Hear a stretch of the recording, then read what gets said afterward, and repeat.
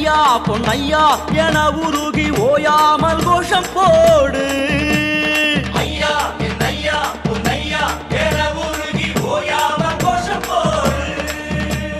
மனமாற கூறுங்கய்யா இது மலையேறும் நேரமையா.